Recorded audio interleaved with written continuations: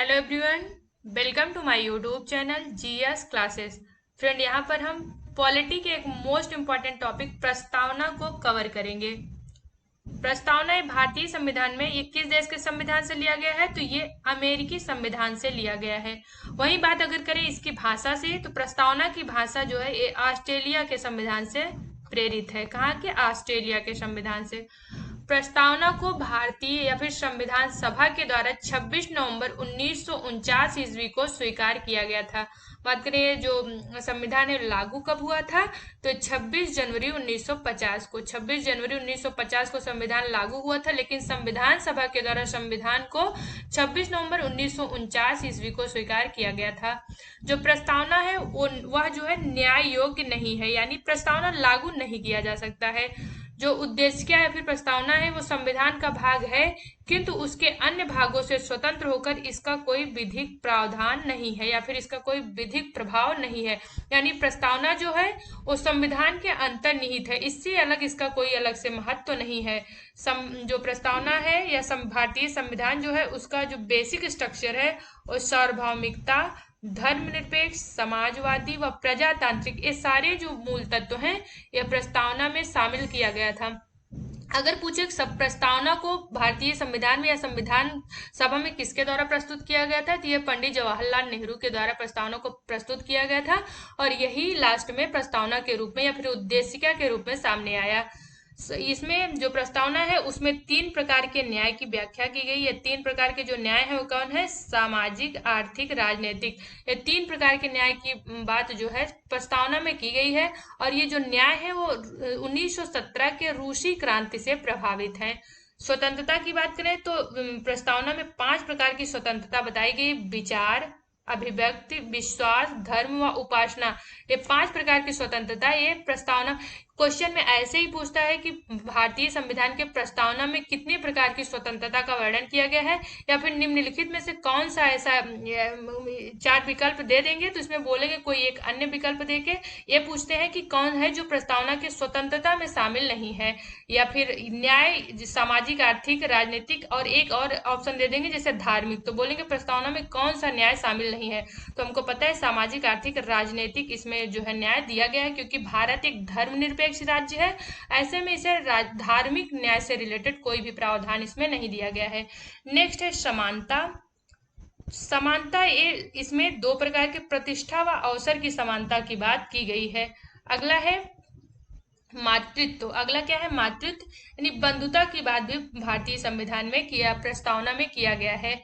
इससे रिलेटेड या प्रस्तावना को लेकर अलग अलग थिंकर के द्वारा या फिर अलग अलग जो विद्वान हैं उनके द्वारा इसको कुछ शब्दों में संबोधित किया गया है, उसको देख लेते हैं। यानी पालकी वाला जो है वो भारतीय संविधान के प्रस्तावना को परिचय पत्र, पालकी वाला के द्वारा भारतीय संविधान के प्रस्तावना को परिचय पत्र कहकर संबोधित किया जाता है। वहीं भीमराव अंबेडकर इसे पवित्र दस्तावेज कहते हैं। पवित्र दस्तावेज। भीमराव अंबेडकर का मानना है कि राजनीतिक लोकतंत्र तब तक अस्थायी नहीं बन सकता जब तक कि उसके मूल में सामाजिक लोकतंत्र न हो, जब तक कि उसके मूल में सामाजिक लोकतंत्र न हो। और सामाजिक लोकतंत्र की जो भावना है वो किसमें निहित है? प्रस्तावना में निहित है।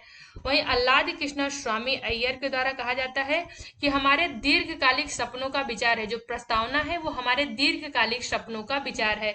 और के एम मुंशी जो है या के एम मुंशी क्या कहते हैं? प्रस्तावना को संप्रभु लोकतांत्रिक गणराज्य का भविष्य फल बताते हैं। क्या बताते हैं? संप्रभु लोकतांत्रिक गणराज्य का ये भविष्य फल कौन बताते हैं? के एम मुंशी के द्वारा बताया जाता है। नेक्स्ट है सर अर्नेस्ट बारकर। यह प्रस्तावना को कुंजी नोट कहते हैं। और अगले हैं हिदायतुल्लाह। ये प्रस्तावना को संविधान की आत्मा कहते हैं। अगर सीधे सीधे पूछा जाए कि संविधान की आत्मा क्या है तो वो प्रस्तावना है। और अगर ऐसे क्वेश्चन पूछा जाए कि बी आर अम्बेडकर या फिर भीमराव अंबेडकर के द्वारा या भीमराव अंबेडकर ये संविधान की आत्मा किसको मानते हैं, तो ये आर्टिकल 32 को, आर्टिकल 32 संवैधानिक उपचारों के अधिकार, इसको ये इनके द्वारा संविधान की आत्मा मानी जाती है। अगला है प्रस्तावना से रिलेटेड कुछ प्रकरण या फिर मामले भी देखने को मिलते हैं, इसको देख लेते हैं। बेरूबाड़ी संघ मामला 1960 में आता है और इसके द्वारा ये प्रस्तावना को संविधान का अंग नहीं माना जाता। बेरूबाड़ी मामला जो 1960 का आता है उसमें संविधान को या प्रस्तावना को संविधान का अंग मानने से मना किया जाता। वहीं 1973 ईस्वी में केशवानंद भारती बनाम केरल राज्य, मोस्ट इंपॉर्टेंट ये केस है, केशवानंद भारती बनाम केरल राज्य, इनके द्वारा प्रस्तावना को संविधान का अंग स्वीकार किया जाता है। बट ये बोलते हैं कि जो संसद है वो संविधान के हर पार्ट में संशोधन कर सकती है, बट वो बेसिक स्ट्रक्चर यानी आधारभूत मूल संरचना से रिलेटेड ना हो। तो बेसिक स्ट्रक्चर का फॉर्मूला किसके द्वारा दिया गया? तो केशवानंद भारती बनाम केरल राज्य के द्वारा दिया गया है और इनके द्वारा ये स्वीकार किया गया प्रस्तावना संविधान का मूल भाग है। वहीं मुंबई बनाम यूनियन ऑफ इंडियन 1994, इन्होंने लोकतांत्रिक, धर्मनिरपेक्ष, स्वतंत्र न्यायपालिका आदि ऐसे मुद्दों को बताया है कि ये जो है बेसिक स्ट्रक्चर के अंतर्गत आते हैं। बेसिक स्ट्रक्चर के अंतर्गत जो भी यहाँ पे संविधान में शामिल है उसमें किसी भी प्रकार की छेड़छाड़ करने की संसद को अधिकार नहीं है। और बेसिक स्ट्रक्चर को डिफाइन कौन करेगा? तो ये सुप्रीम कोर्ट या न्यायपालिका ही बेसिक स्ट्रक्चर को डिफाइन करेगी। इसी के चलते संविधान में या फिर प्रस्तावना का एकमात्र अभी तक संविधान संशोधन हुआ है 42वें संविधान संशोधन 1976। इसमें समाजवादी, धर्मनिरपेक्ष व अखंडता ये 3 शब्द जोड़ा गया है। तो फ्रेंड, अगर आपको हमारा वीडियो अच्छा लगा हो तो प्लीज हमारे वीडियो को लाइक करें और अगर आप हमारे चैनल में फर्स्ट टाइम विजिट कर रहे हो तो हमारे चैनल को सब्सक्राइब करें। थैंक